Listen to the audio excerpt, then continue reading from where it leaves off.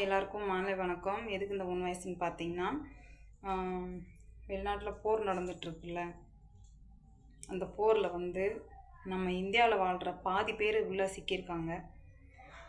அரசாங்கத்துக்கு ஒரு பெரிய வேண்டுகோள், அவங்கள எப்படியாச்சும் மீட்டு கொண்டு வரணும்னு நான் வேண்டிக்கிறேன். ஏன்னு கேட்டிங்கன்னா, ஒவ்வொரு குடும்பத்துக்கும் அவங்க தேவை. ஏன்னா குடும்ப சூழ்நிலைக்காக அவங்க வெளியே போயிருப்பாங்க வேலைக்கு. ஆனால் அவங்க போன இடத்துல பாதுகாப்பாக இருப்பாங்கன்னு நினச்சி தான் போயிருப்பாங்க. ஆனால் அவங்களுக்கு இவ்வளோ பெரிய இக்கட்டான சூழ்நிலை வரும்னு யாரும் நினச்சி பார்த்துருக்க மாட்டாங்க. தயவு செய்து சொல்கிறேன், யாருக்கும் எந்த பாதிப்பும் இல்லாமல் அவங்கள கொண்டு இந்தியாவுக்குள்ளே சேர்த்திருங்க. அரசாங்கத்துக்கு எனக்கு தெரிஞ்சதை நான் கேட்குறேன். ஏன்னு கேட்டிங்கன்னா,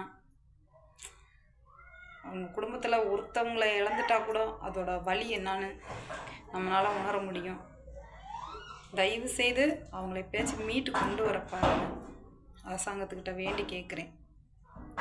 ஏன்னு கேட்டிங்கன்னா, ரொம்ப கஷ்டமாக இருக்குது. நியூஸ் பார்த்ததுலேருந்தே ரொம்ப கஷ்டமாக இருக்குது. நேற்று நான் நேற்று தான் ஃபுல்லாக பார்த்துட்ருந்தேன். ஏன்னா என்னால் முடியல. ஏன்னா நான் அதிகமாக நியூஸ் பார்க்க மாட்டேன்.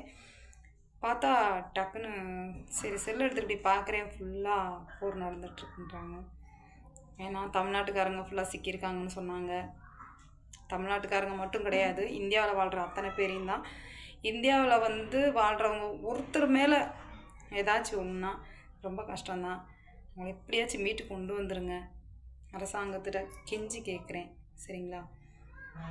ஏதோ மக்களோட மக்களாக நின்று கேட்குறேன். என்னை மாதிரி நிறைய பேர் கேட்டிருப்பாங்க. நானும் அதோட 10 11 நான் கேட்குறேன். தயவு செய்து அவங்கள மீட்டு கொண்டு வந்துடுங்க.